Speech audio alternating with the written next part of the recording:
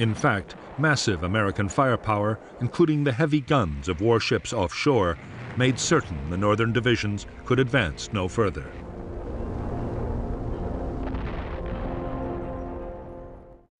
Two days after the invasion, the Americans had also started to bomb North Vietnam, the first big raids in 3.5 years.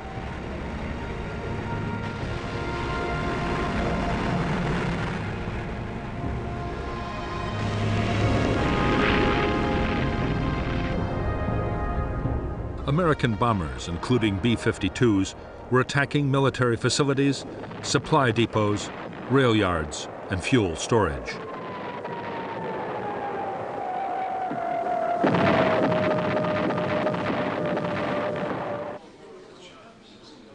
North Vietnamese leaders had expected the raids, but they were sure that pressure from their allies, the Soviet Union and China, would stop the Americans launching an all-out air offensive. The North had miscalculated badly. Both superpowers were far more interested in good relations with the Americans than with the fate of Vietnam.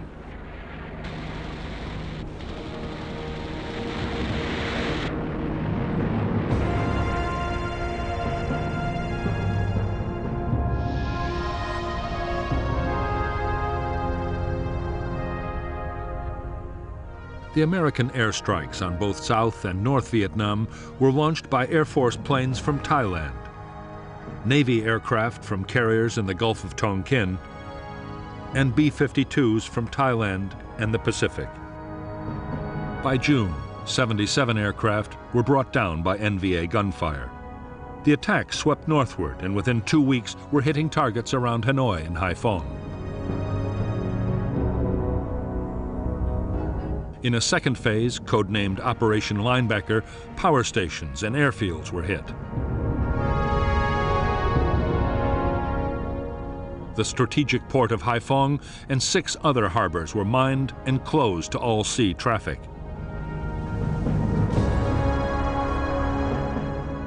Soon after, the rail and road transport links to China were the targets for heavy raids.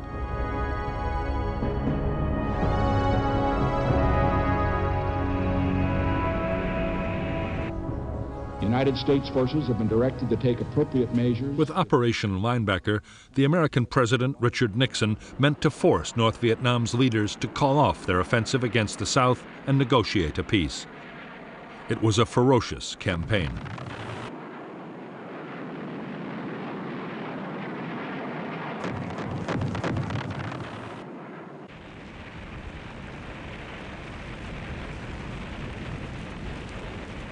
The intensity of the bombing shocked North Vietnamese leaders. Worst of all, their allies did no more than protest. Even when Soviet ships in Haiphong were damaged, there was no dramatic reaction from the Russians. On May 20th, 1972, to the dismay of the North Vietnamese, Nixon's planned visit to the Soviet Union went ahead as scheduled.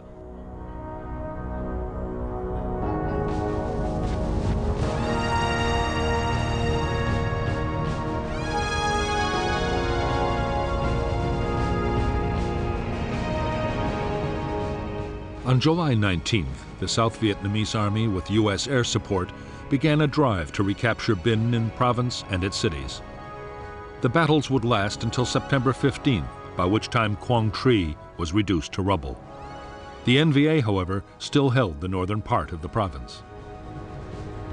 In 5 months of battles, the attackers reckoned they had killed 100,000 NVA and NLF troops and had captured vast quantities of weaponry. The offensive was over.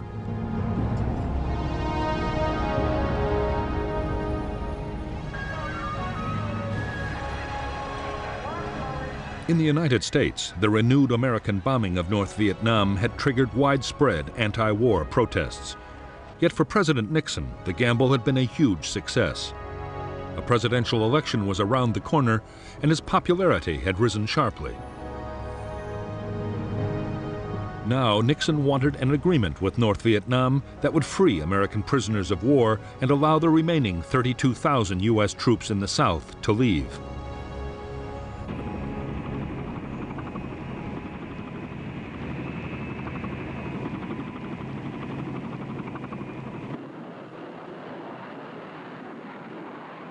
On and off since 1969, Nixon's national security advisor, Henry Kissinger, had been flying to Paris for secret behind-the-scenes meetings with the North Vietnamese while the main talks went on. Up to now, the talks had been in stalemate, but suddenly the northern envoy, Lee Duc-Tho, offered a deal. 3 weeks of intense negotiations produced an outline agreement.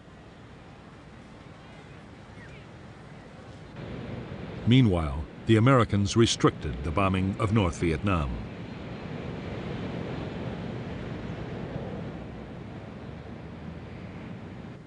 The negotiations in Paris had been carried on without consulting South Vietnamese President Nguyen Van Thieu. Thieu was outraged at the treaty's terms, especially an agreement that North Vietnamese forces in South Vietnam would be allowed to stay in position.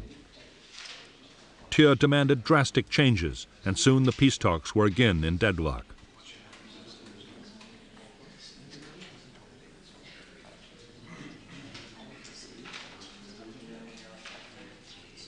On December 13, 1972, the Paris peace talks broke down completely. Nixon was furious. He had won a landslide victory in the presidential elections, and with his popularity at its height, he was determined to force a solution. He ordered his military chiefs to prepare a massive bombing campaign against North Vietnam. Publicly, he gave Northern leaders 72 hours to agree to return to the negotiating table. On December 18, 1972, President Nixon ordered the new bombing campaign to begin. Soon known as Linebacker II, it would last for 12 days and would include a 3-day all-out effort by up to 120 B-52 bombers. Strategic surgical strikes were planned on fighter airfields, transport targets, and supply depots in and around Hanoi and Haiphong. This time, the majority of the attacks were carried out with deadly precision. They were mounted by Navy A-6 intruders and Air Force F-111s. The B-52s struck by night. North Vietnamese anti-aircraft defenses reacted furiously.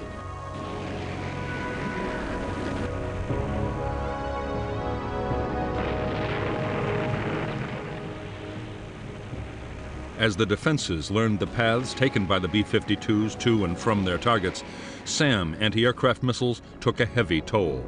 15 B-52s were shot down.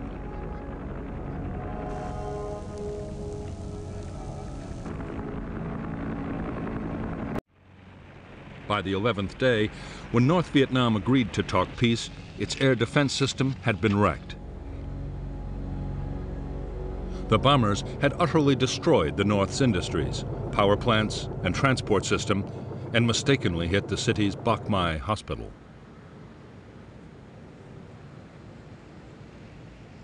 In Linebacker II, U.S. aircraft had dropped more than 20,000 tons of bombs. 26 planes had been lost, and 93 airmen had been killed, captured, or were missing. Hanoi admitted to between 1,300 and 1,600 North Vietnamese dead.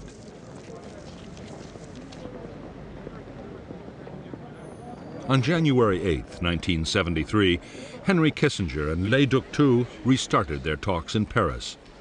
In 6 days, they hammered out an agreement. This time, the Americans had told the South Vietnamese that they would get no more U.S. financial aid if they opposed the deal. On the 27th of January, 1973, all the warring parties signed a ceasefire.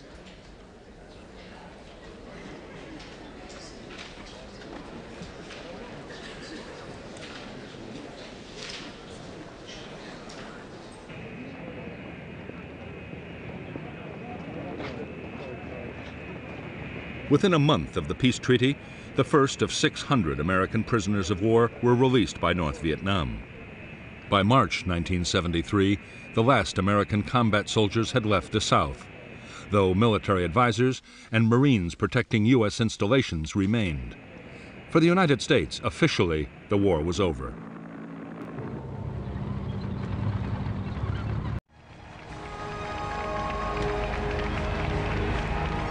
Although the Americans had left Vietnam and a peace treaty had been signed, few Vietnamese believed that the war was over for them. The agreement had left 200,000 northern troops occupying strong positions inside the South. In the wake of the peace agreement, South Vietnam's President Thieu had been given clear assurances by Nixon. If the North broke the treaty, the United States would retaliate with force. But by the summer of 1973, in the wake of the revelations about the secret bombing of Cambodia and other political considerations, Nixon no longer had the power to fulfill his promise. The U.S. Senate passed a bill banning combat operations over Vietnam, Laos, and Cambodia.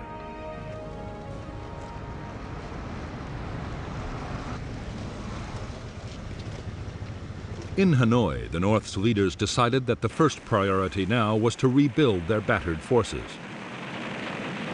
They would avoid big battles and instead try to regain important ground with small attacks in areas where the enemy was weakest.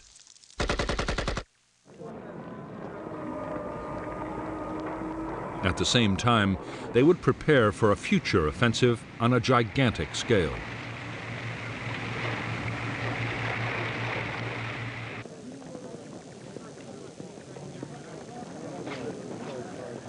North Vietnamese commanders were determined that this campaign should not suffer the supply holdups that plagued the 1972 invasion. In Laos, the Ho Chi Minh Trail was modernized while engineers began building a proper two-lane road just inside South Vietnam. It would be able to take heavy trucks and tanks from the north to within 70 miles of Saigon. Engineers also began laying 3,000 miles of fuel pipeline planned to run from the demilitarized zone to the Mekong Delta.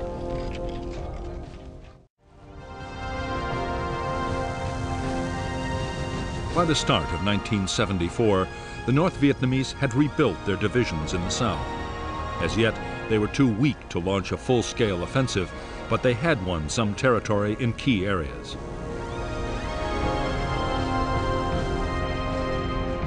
On the South Vietnamese side, government forces seemed to be holding up well, but in the country, a crisis was looming.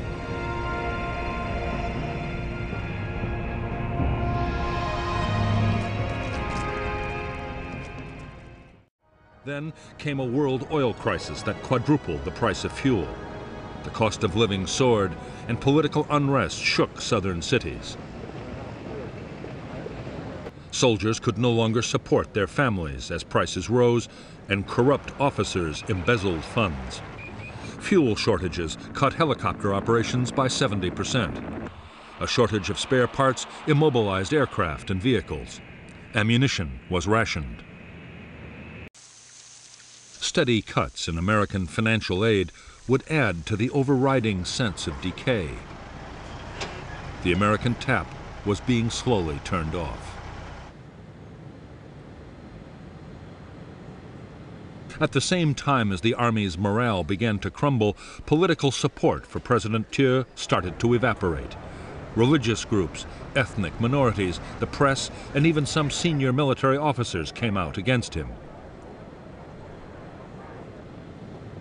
Then, on August 9, 1974, Thieu also lost his most powerful backer.